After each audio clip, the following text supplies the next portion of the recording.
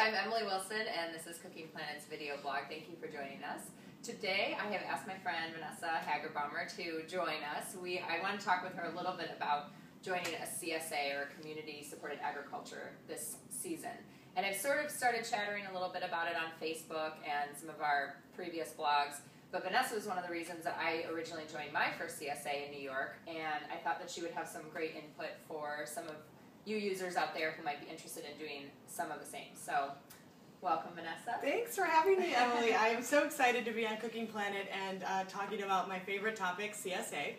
CSA stands for Community Supported Agriculture, and I like to refer to it as a veggie co-op, where basically you go in with your farmer before the season starts, and you give them money up front so they can buy seeds and farm equipment.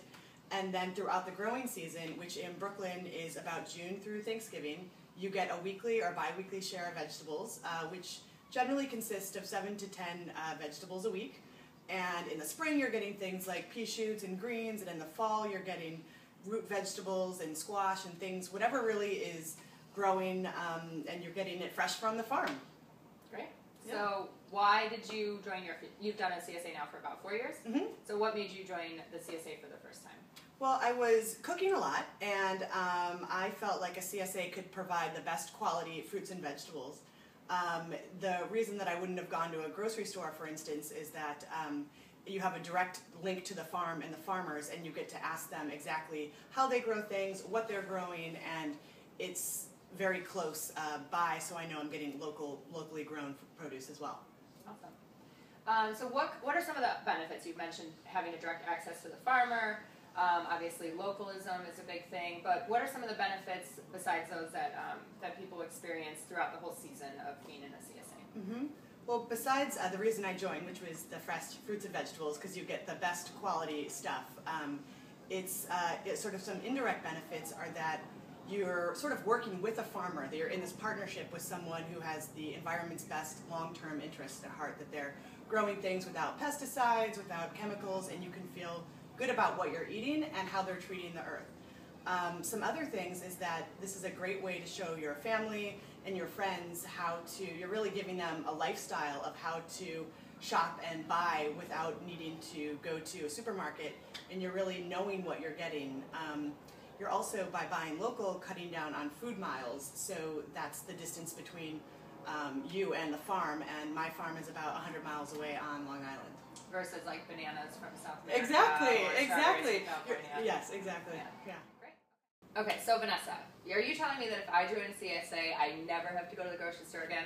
No, you just get about 7 to 10 different kinds of vegetables. It's definitely not going to solve all of your food woes. You're going to have to go to the grocery store.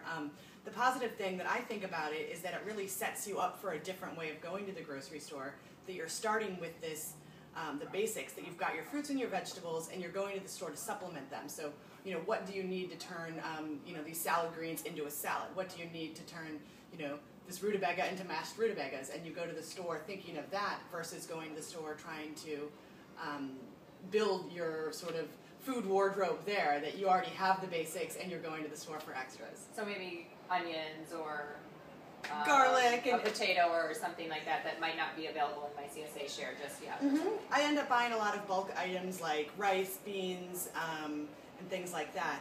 Although I do get a lot of products like dairy, fish at my local farmers market as well. So, on that note, in other words, the CSA basket isn't really a guarantee for people either. Can you speak to that a little bit about the surprise component? Sure. Well, if you're talking about,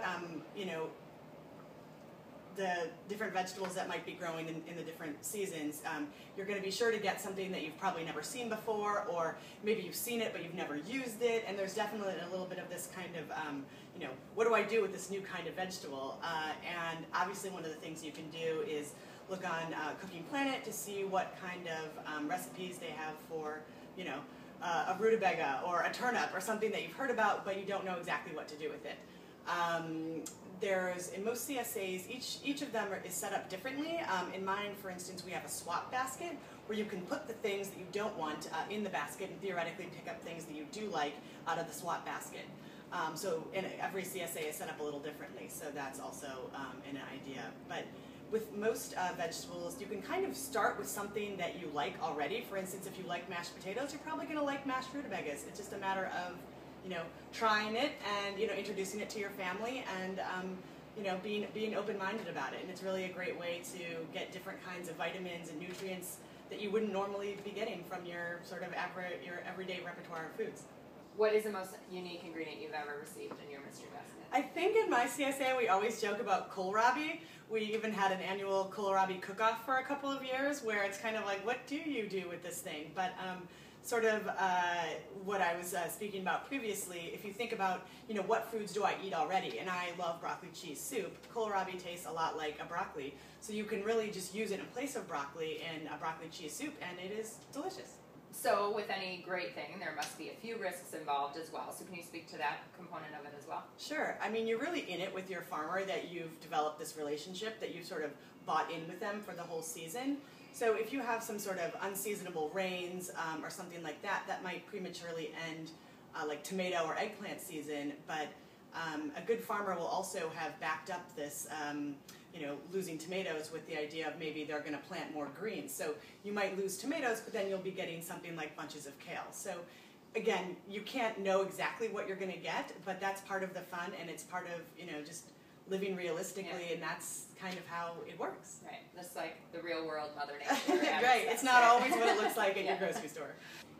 To close, what are some other things you'd really love to impress upon people about the benefits of joining a CSA? Sure, I urge everyone to try this. It's a great experiment. It's a great way to really kick off your family's healthy eating habits, to go out to the farm and see what's growing.